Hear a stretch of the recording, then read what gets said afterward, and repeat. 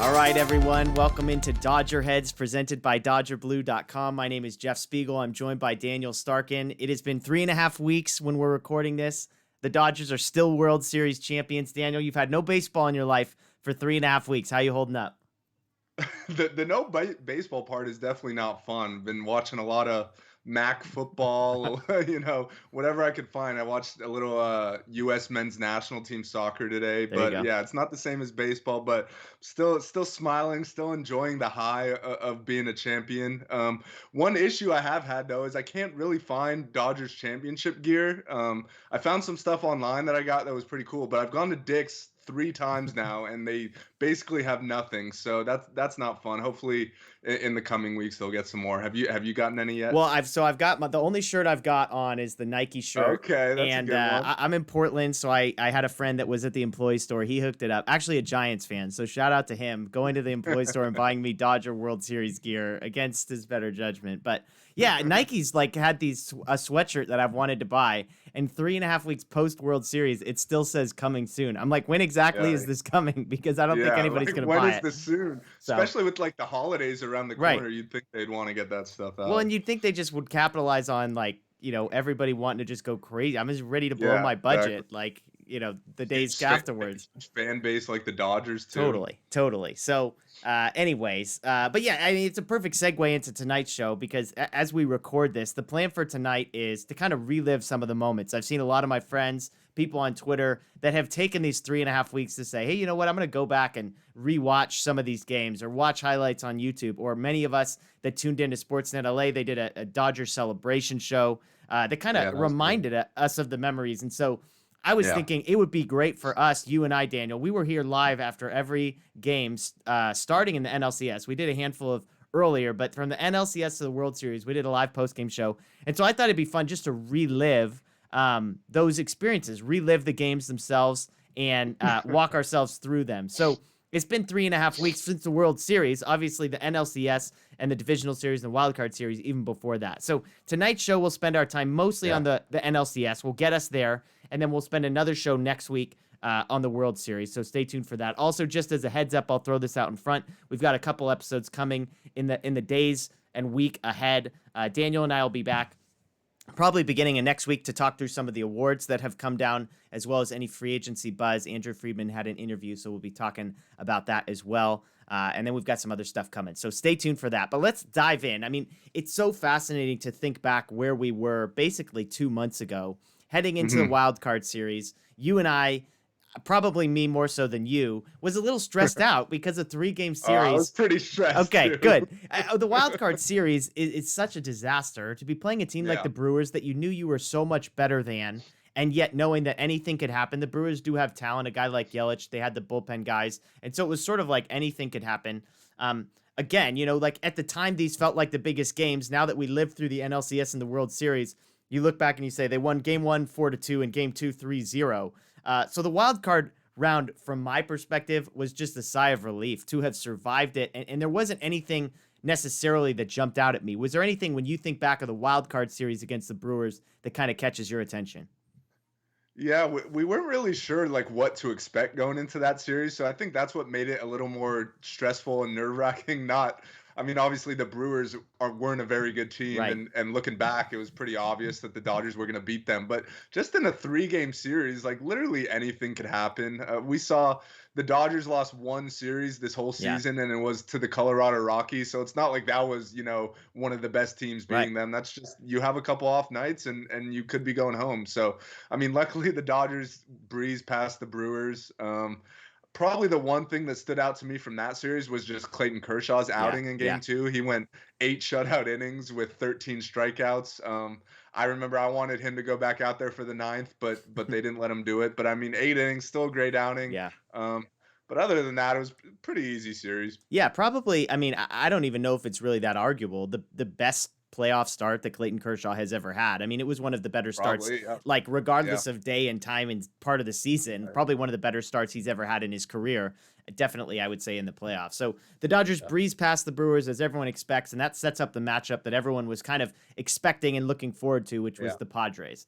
And this was a big one. You and I had done some post game shows. The Padres, those games always tended to sort of bring up some stuff. I mean, Padres fans, I think, were realizing have a lot of animosity towards Dodger fans. A, because we probably fill their stadium even when the games are played in San Diego Yeah. and fans are allowed in. But B, we're the closest team to them geographically. We're the divisional rival, and yet we've been dominating them for so long. So the Padres Yeah. have a little beef. We come into that series, and again, you and I had said from the beginning that was a team we were somewhat worried about. The lineup was nasty, Tatis, Machado, and they had some talent on the mound. We didn't know exactly how that was all going to play out. And so that was another series that I think was a little worrisome. Then you look back at the box score, 5-1, 6-5, 12-3. The Dodgers dispatched with the Padres in 3 games.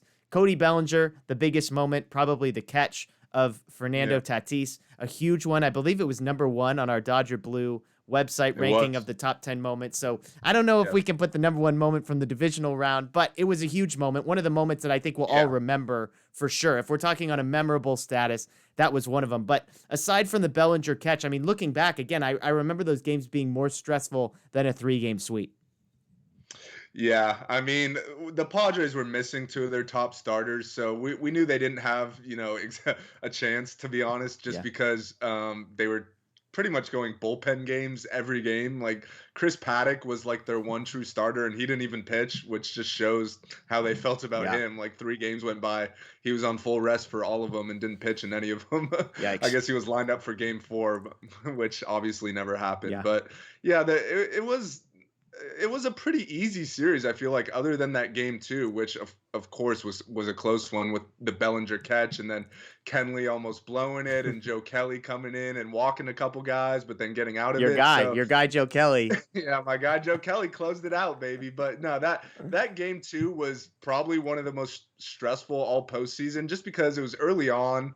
We didn't know what was to come, and if they would have lost that game, it would have been a tied Yeah. series, 1-1. And then, just as far as drama goes, it doesn't get much better than a 1-run game in the 9th inning with the bases loaded. So yeah, that was really stressful, but luckily the Dodgers won that one and then just blew them out the next night. So yeah, bye Slam Diego. Yeah, and I think to the point of that catch, it was everything around the catch, right? It was Bellinger's catch. It was who it was Yes, of against. It course. was Gratterall on the mound. It was Machado barking. It was Muncy and Trinan screaming at him. I mean, the Yeah. whole thing. And again, when I think back at memorable moments, that will be one of the most memorable, even in the grand scheme of things, as we're going to talk through 7 games of the NLCS. I mean, there were a lot more sort of significant, important moments, but definitely a big one. And so we move past the Brewers, we move past the Padres, and now we're in the NLCS. The Dodgers obviously have been here before, but this was a big series against the Braves. And just to set the scene for this series, the Dodgers had won 5 straight to open the playoffs by a combined score of 30-11. So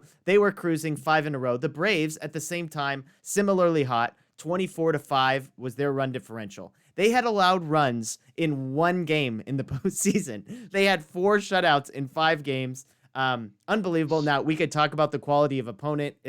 It was less so than the Dodgers having to play a team like the Padres, but they had only allowed 5 runs. They were all in 1 game. And so we knew this was going to be a big series. We knew, I think we talked even, this was a team that had the lineup to match the Padres, as well as some starting pitching that had been really bad in the regular season, but they had Yeah. seemed to figure some things out. And so we knew they were going to be better.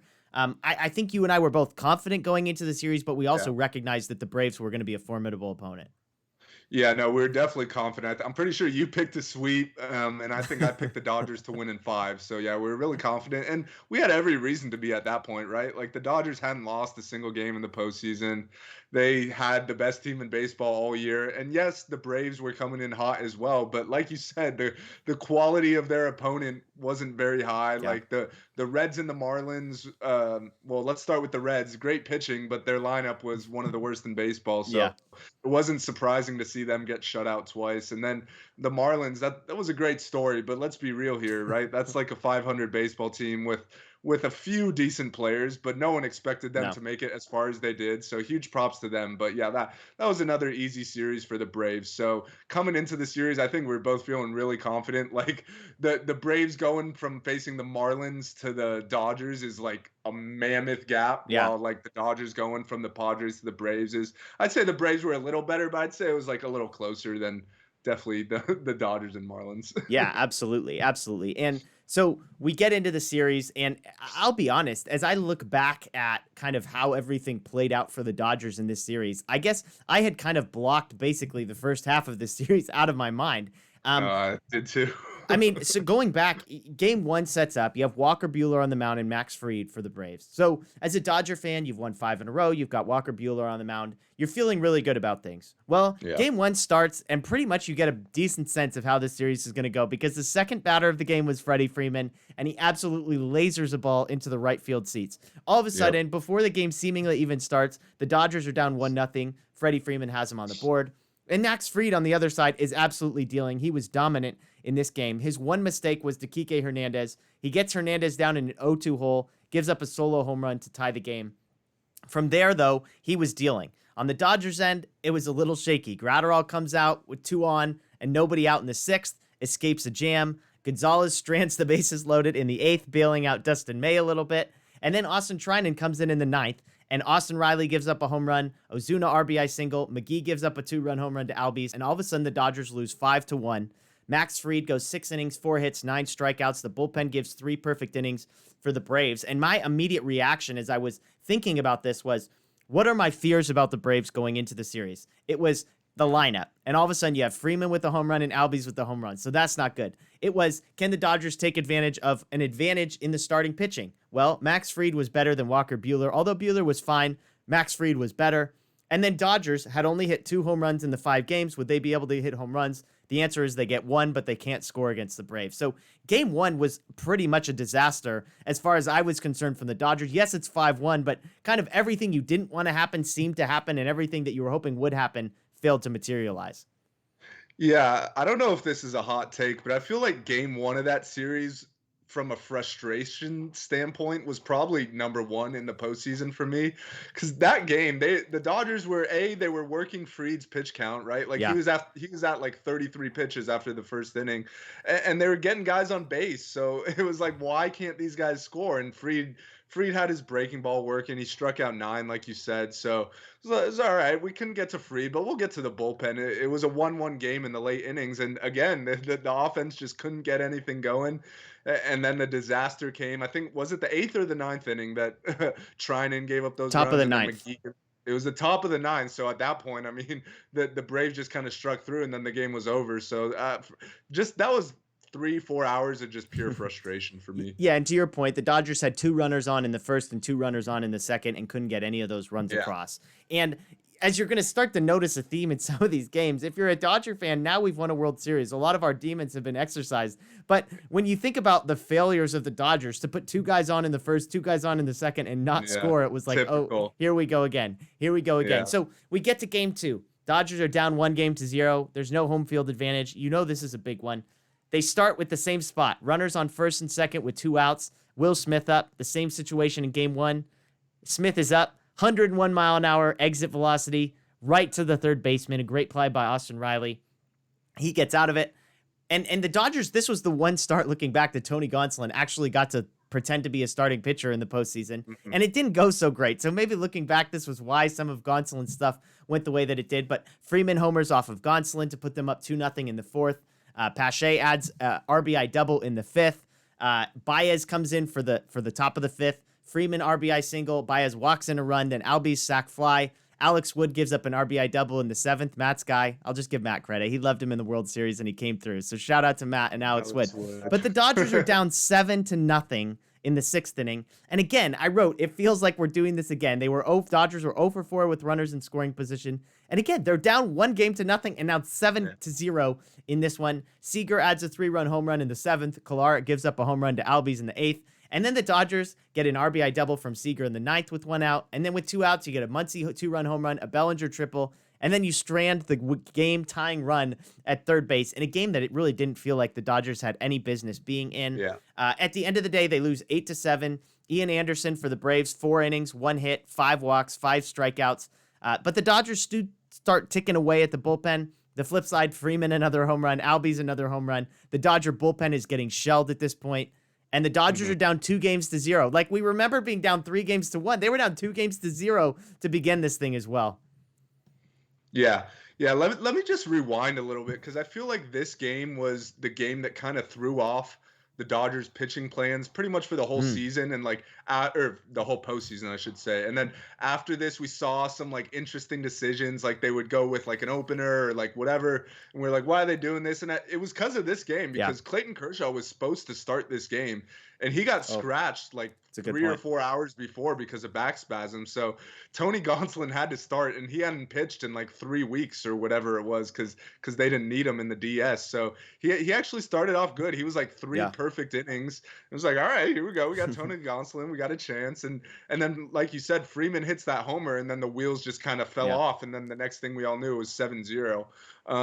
So yeah, that was another frustrating one. I will give the Dodgers some props, because they kind of took the momentum away from the Braves with the late rallies.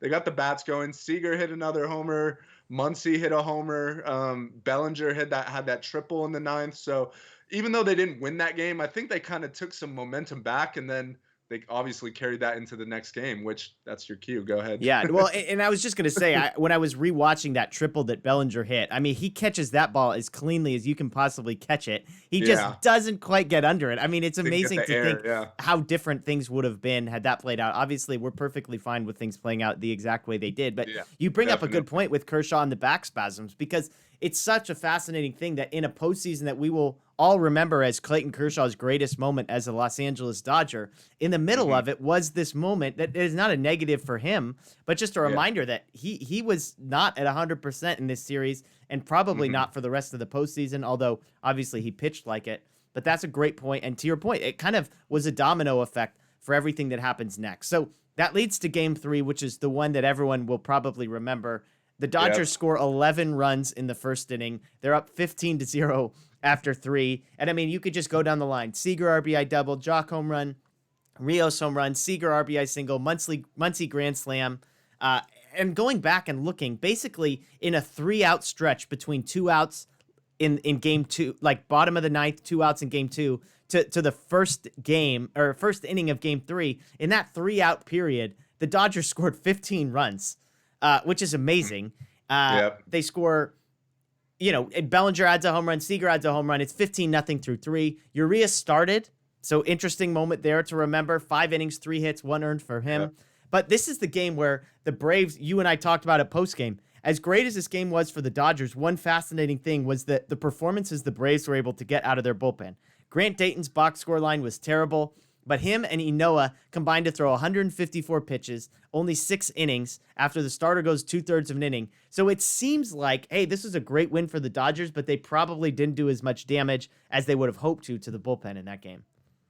Yeah, and I feel like those guys probably still have sore arms from that game, because they threw way more pitches than they had all season.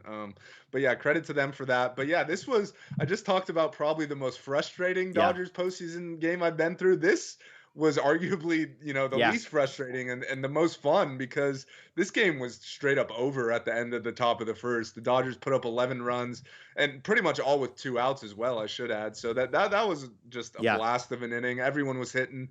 They finally, the offense that we just talked about had been frustrating early in games, the first 2 games of the series. They finally just broke through, and then, I mean, 11 runs, it's not like even if you got, a lineup full of all-stars, they're probably not putting up 11 runs in a postseason game. And then the Dodgers add more to make it 15, and then it was just straight up over. So, yeah, that was the one game this postseason where I wasn't sweating the whole time. Yeah, thank goodness. So that was, a nice change of pace for once. Yeah, and again, going down 2-0, I mean, the Dodgers absolutely needed Game 3 to come out the way that they did. Was a great sign, and it led you wondering, okay, what is Game 4 going to look like? How does this play out? Just like the Dodgers got a little bit back at the end of Game 2. The Braves get a little bit back at the end of game 3. The Dodgers scored 15 runs in the first 3 innings, didn't score after that, which who cares? But at the same time, if you're wanting to get the bats going, you hope that maybe you keep tacking on runs. So you get to game 4, and Edwin Rios gets the Dodgers on the board first, a home run in the 3rd inning. I had forgotten that he had 2 home runs in back-to-back games in this series. So shout out to Edwin Rios with Kershaw on the mound. So Kershaw's back off of back spasms. He's pitching in game 4 instead of in games 2. He starts off pretty well. Although in the 4th, Ozuna gets one off of him. Ozuna, of course, becomes a major piece of the story in this series. Freeman with an RBI double in the bottom of the 6th off Kershaw to go up 2-1. Ozuna with an RBI double right afterwards to go up 3-run. Then Gratterall comes in, and this is where the Clayton Kershaw inherited runners parade begins. Gratterall gives up a 2-run double.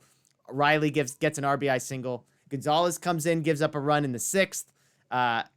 Rios, the Dodgers strand the bases loaded after a Rios sac fly. Floro gives up a home run. McGee gives up more runs. And this is what I have. This is the moment when I lost hope in this series. Anybody who followed us along knows that at this point, I kind of just self-combusted, because to have the momentum so positively in your favor heading into the game and then to get absolutely demolished, again, 10-2 at this point, which is what it ended, was crushed. And I think on top of that, how had they been beaten? Clayton Kershaw pitched and wasn't great. 5 innings, 4 earned runs. Gratterall, 3 earned runs. Floro, 3 runs. At this point, let me just throw these at you. Mookie is hitting 143 in the playoffs to this point. Bellinger is hitting 188 in the postseason to this point. This was supposed to be an advantage for the Dodgers matchup-wise. Wilson, who makes his only postseason appearance, 4 starts all year. He goes 6 innings, 1 hit on 74 pitches. And I'll throw this. Up until this point in this series alone, here is who has allowed runs out of the Dodgers bullpen. Treinen got hurt, McGee got hurt, Baez got hurt, Wood got hurt, Clark got hurt, Gratterall got hurt, and Floro got hurt. Aside from Seager, every bat is a mess at this point. And all I could think was, we've seen this movie before, Daniel. This is how every postseason ends for the Dodgers, like this. And I cannot emphasize how bleak it was after game 4. They put up a graphic. Teams that were up 3-1 in a best-of-7 series were 74-13 prior to this. And I would argue the Dodgers' odds should have been worse than that because of how terrible they looked in the 4 games leading up to this. Yeah, and you got to give a huge credit to the Braves for what they did in the first 4 games of that series, because they were really clicking on all cylinders at that point. We came into game 4 really confident because we had just, even though we were down 2-1, the Dodgers had just scored 15 runs the day before. And Kershaw on the mound.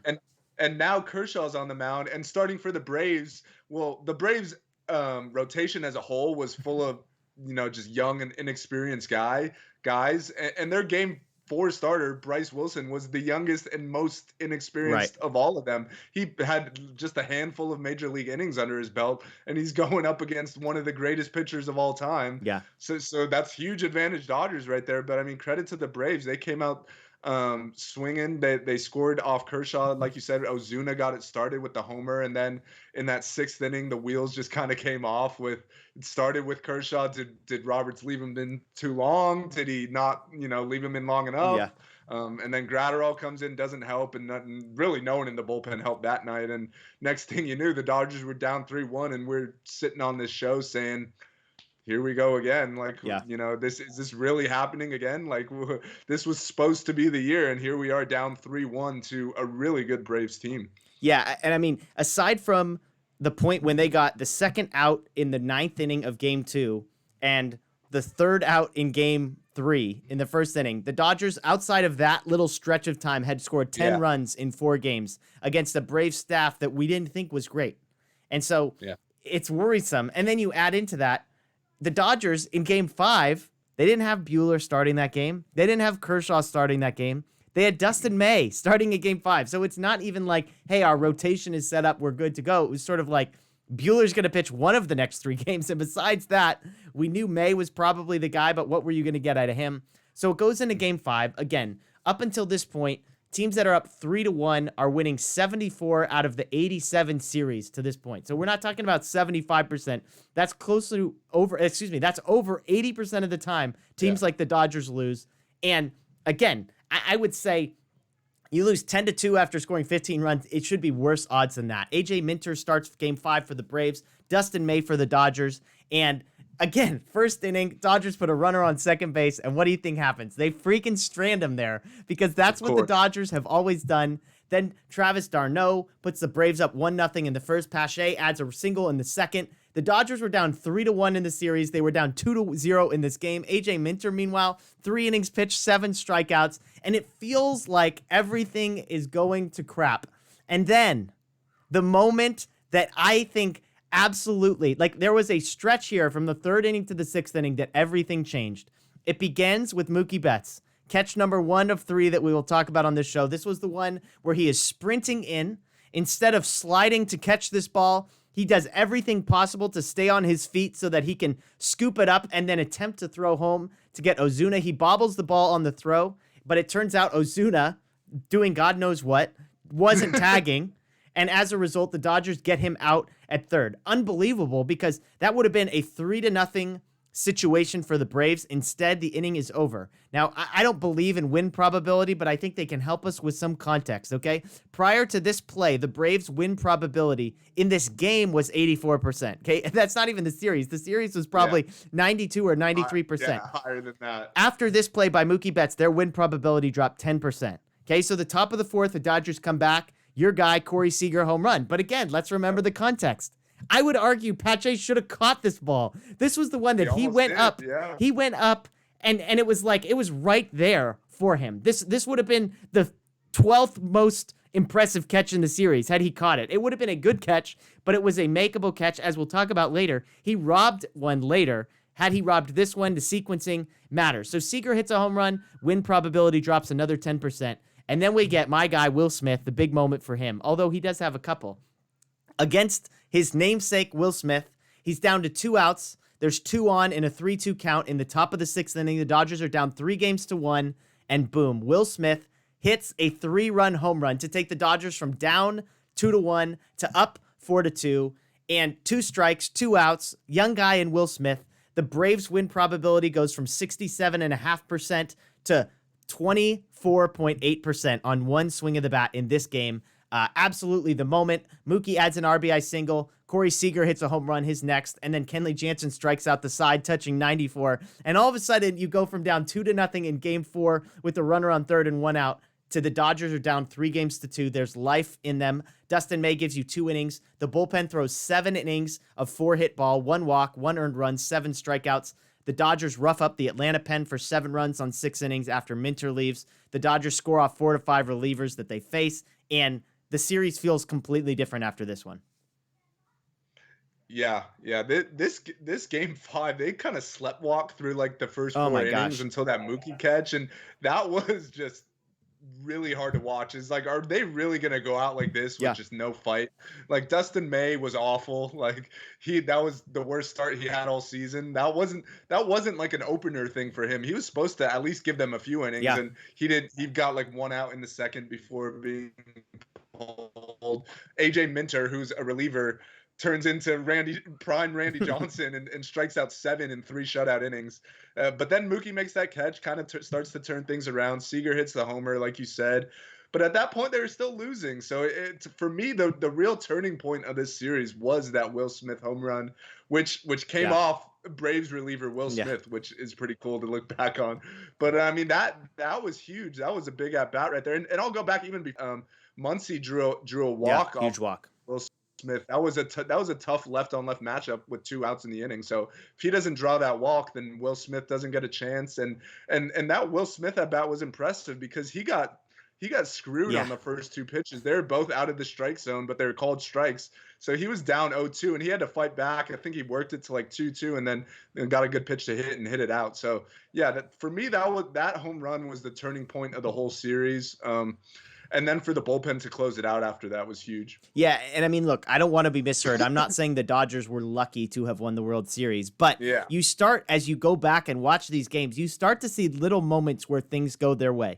And like I said, Corey Seager's home run getting out, is that lucky? I mean, it was over the fence. It would have been a good catch but the fact that the same guy makes the same catch later in the game, after the game is basically out of reach on Max Muncy.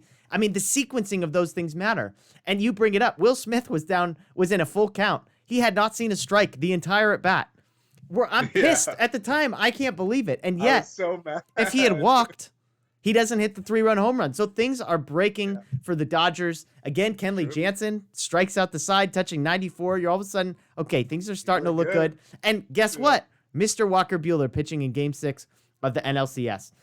You know Game 7 is going to be kind of a mess if you get there, but all you care about is getting there. You've got Buehler on the mound, and we're on to Game 6. Corey Seager, bottom of the first, home run off Max Fried. This was his 5th home run. The Game 6 has just started. He hits his 5th home run of the series. The very next batter is Justin Turner, home run. Then Cody Bellinger adds an RBI single, and all of a sudden you're feeling really good. The Dodgers are up 3-0 in the first inning. But Walker Buehler, the stat line looks good. I remember saying this after the game. If we're gonna want to give credit to Clayton Kershaw when the box score looks ugly, but the game looked better, we got to do the opposite. The box score looked good for Walker Buehler. The actual contact off the bat did not.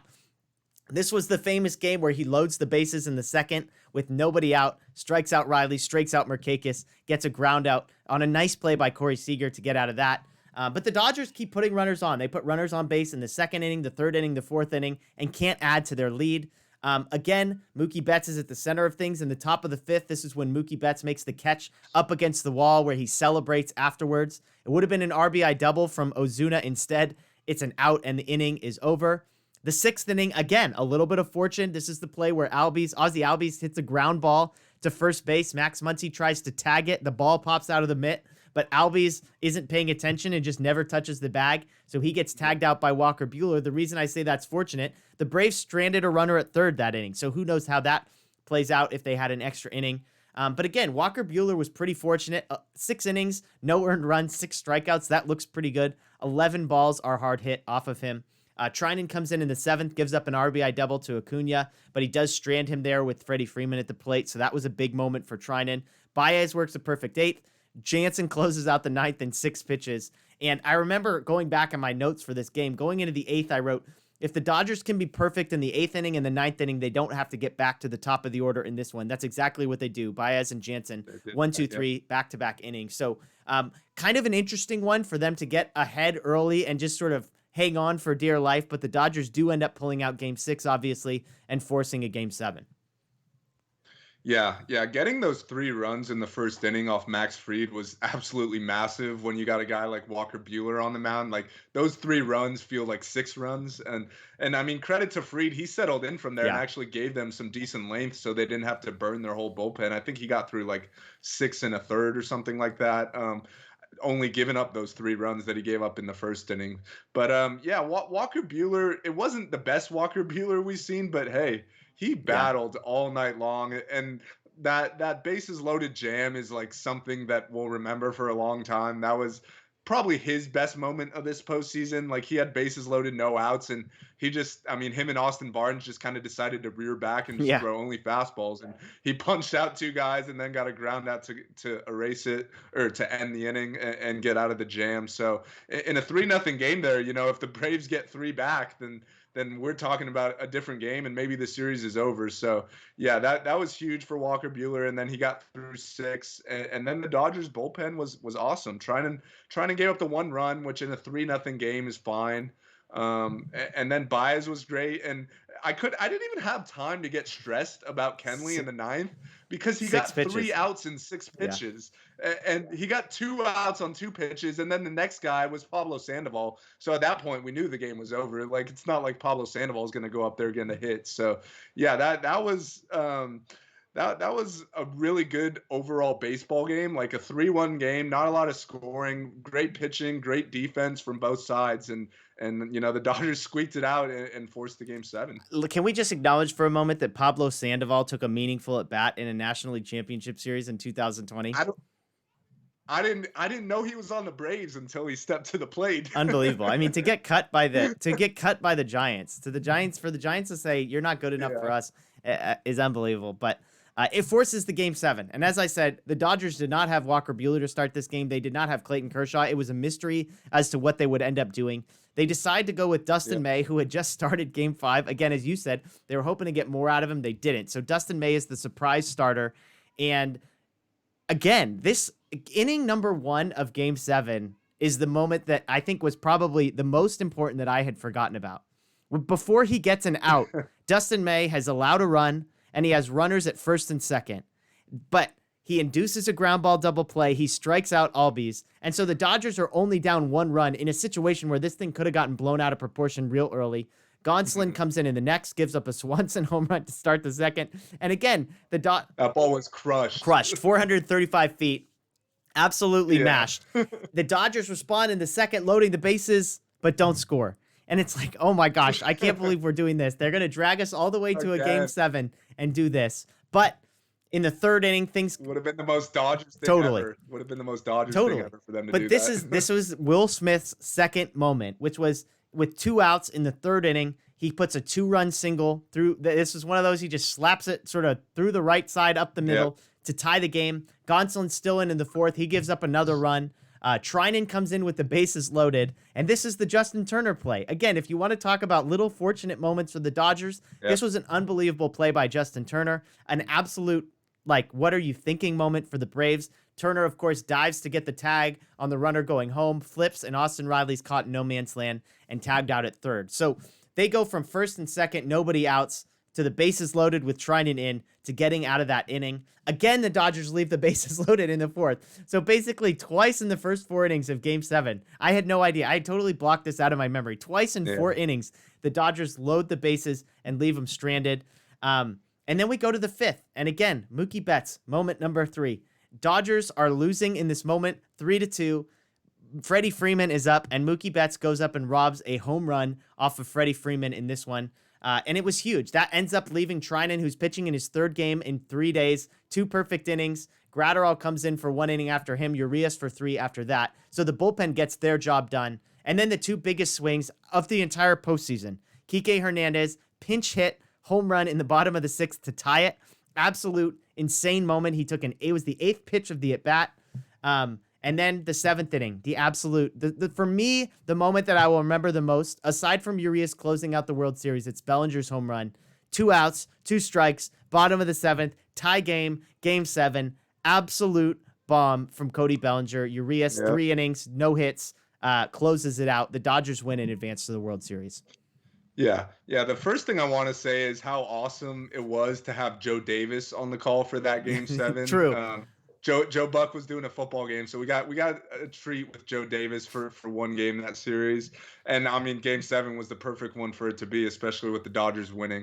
I just remember on that Mookie catch on the home run robbery, Mookie like didn't see it at first off the bat, and Joe Davis was like, "Oh, he doesn't see it," and then like 2 seconds later, he's like, "Oh, he robs a home run," and that was just an incredible moment. That was a big spot, like you said, it was a 3-2 game. The Dodgers were losing. If that gets to 4-2, who knows? So. But yeah, there were so many great little moments within that game. Like you said, just a bunch of different guys contributing to this win. First of all, it starts with Dustin May. He wasn't great again. Like, it was the 2nd straight outing where he did not look good, but he was able to limit the damage to 1 run there. And then Gonsolin wasn't great either. He gave up the home run and then another one to make it 3 runs. But the Will Smith hit was big because at that point they had already stranded the bases loaded. There were 2 outs in that inning. It's like, are we really about to do this again? Yeah. But he just a little choke and poke. He beats the shift, hits a little ground ball, drives home 2 to tie the game. So that kind of got the offense going. And then Kike Hernandez gets the big game tying home run off. That was off AJ Minter, who just 2 days ago had struck out 7 in 3 shutout innings. So I remember tweeting when Minter came into that game, like, why is this guy pitching? Like, he just threw a million pitches 2 days ago. He's a reliever. But I mean, hey, it worked out for the Dodgers. He served one up to Kike. That pitch was down the middle, and Kike did what he's supposed to do with it. The lefty masher, he tied it. And then the next inning, Cody did the damage. He hit the game-winning home run. So that was huge. And then Julio Urias, 3 perfect innings. I guess that was a sign of what was to come in the World Series as well. But this was really the night that we found out that he could do that. Like, he hadn't had any 3-inning saves to that point. He really had only been used as either a starter or like a bulk guy. with an opener since he struggled in the first inning. So that was really the first time they used him late in a game like that, and he was perfect. 3 perfect innings. The guy stays so calm, cool, and Yeah. collected the whole time that even me just watching the game, like I feel more calm when he's on the mound because he just looks like everything's fine out there. So Yeah. he was money. 3 perfect innings, and the Dodgers did what we thought was impossible, Yeah. and they advanced. And I mean, for Urias, he came in the tie game because he came in before Yeah, Bellinger hits the right. home I run. So forgot he about actually that. does go down with the win. Got the But win to there. throw those Yeah. 3 innings in a tie game in game 7 and then 2 straight innings with a 1-run lead is amazing. And again, this isn't to take anything away from Urias, but to go 3 innings and not strike out a single batter. I mean, he pitched well. There is an element of luck. If 9 different guys put the ball in play and all 9 of them end up in outs, that's not ideal, but he did everything the Dodgers needed. Again, the entire bullpen. Treinen does get a little help from Mookie, but this is his 3rd day in a row, so it's the least you Yeah. could ask. And he finishes with 2 perfect innings. Yep. Gratterall, 1 inning with 2 strikeouts and a walk, and then Urias with the 3 innings. So after May and Gonsolin, sort of patch it together for the first few innings, Yeah. the Dodgers are able to survive. But, I mean, the Cody Bellinger, I can't get over the Kike Hernandez home run. I think, unfortunately, that one will get lost probably in Yeah. history. I mean, a pinch hit game-tying home run in Game 7 in the 6th inning is amazing. The Bellinger Off a home run tough is... lefty, yeah. yeah. The Bellinger home run, it just feels like that's the one that we'll see on highlight videos. I mean, do you agree? Like, do you feel like, aside from Urias closing out the World Series, that image of him turning around, we've kind of got it behind us right now. You can't see Urias. You can just see the guys pouring over us. But it feels like the Bellinger home runs, the TV highlight we should expect to see for the rest of our lives.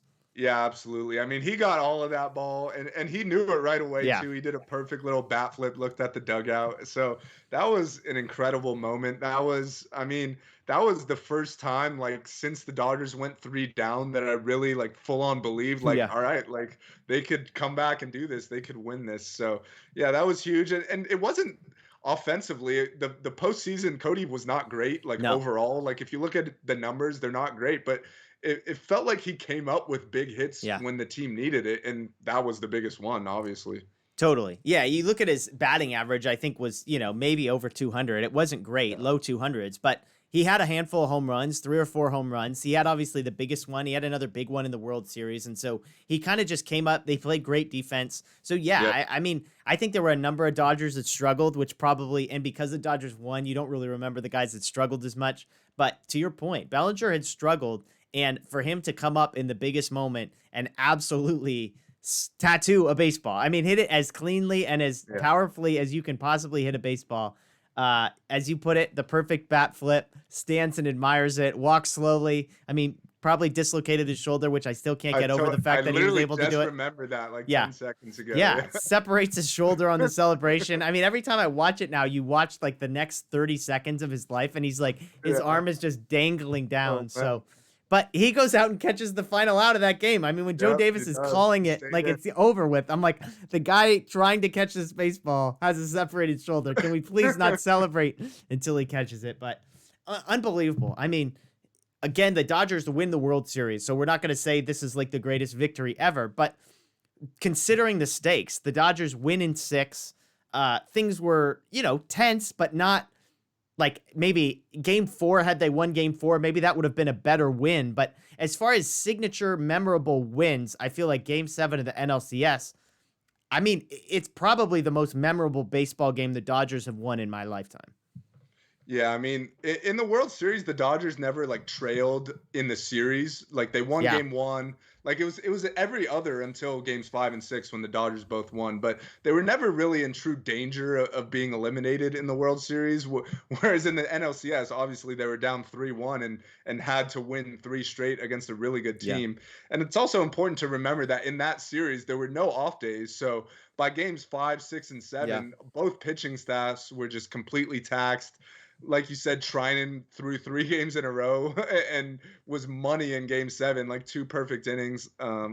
Got some help from Mookie with the robbed homer. But I mean, for them to just continue to battle and overcome all the obstacles that faced them was huge.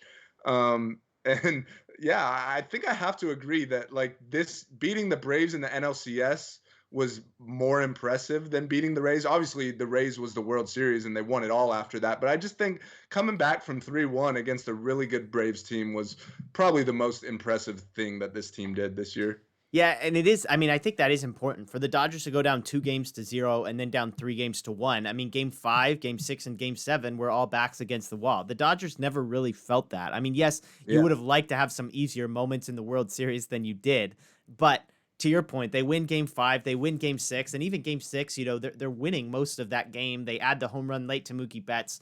When you talk to a non-biased baseball fan, I mean, they would tell you how unbelievable of a baseball game 7 was at the NLCS to watch. Now, I always say, I don't want to watch a good baseball game if it involves the Dodgers. Like, blow me out one way or the other, okay? Either blow out one. I prefer game 3 when they won 15 to whatever. Every day of the week. Because even now, it's like looking back on it, it's not like I'm like, oh, you know what? That was such a great night. It was miserable for until Bellinger hit the home run. That was amazing. And then it was still miserable as I'm sweating every pitch afterwards. So, but just, I mean, thinking back, getting to relive this, and I would encourage people, you know, if these games are on TV, if you can find some YouTube videos, it is unbelievable to go back and watch these and be able to just sort of relax, like to enjoy game 7 and just relax through it and enjoy the Kike home run, enjoy the Bellinger home run, enjoy Urias getting 9 straight outs.